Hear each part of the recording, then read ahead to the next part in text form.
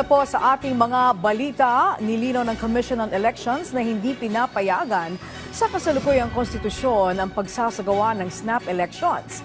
Tinawag naman na ilusyon na Malacanang ang panawagan na yan ng isang senador, si Clazel Pardilla sa sentro ng balita. Tinabla ng Malacanang ang panawagan ni Senate Minority Leader Alan Peter Cayetano na magbitiw ang lahat ng mga kasalukuyang opisyal ng gobyerno at magdaos ng snap election o panibagong halalan. Sabi ni Cayetano, ito ang tanging paraan para maibalik ang tiwala ng publiko. Sarap ito ng isyu ng katiwalian na kinasasangkutan ng mga opisyal ng gobyerno. Pero giit ni Palace Press Officer at UC Claire Castro, maituturing itong wishful thinking o ilusyon. Abalaan niya si Pangulong Ferdinand R. Marcos Jr. na tulungan ang mga biktima ng magkakasunod na bagyo at pagtama ng 6.9 magnitude na lindol.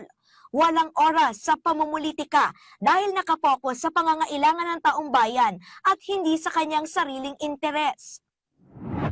Ayon sa Commission on Elections, kinakailangan ng batas para makapagsagawa ng snap election.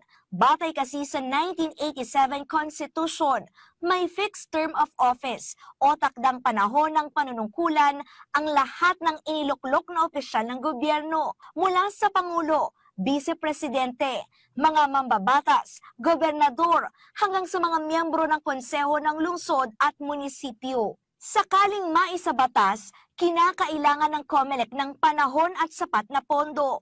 Higit kumulang 1 taon aniya ang gugugulin para mapaghandaan ng snap election.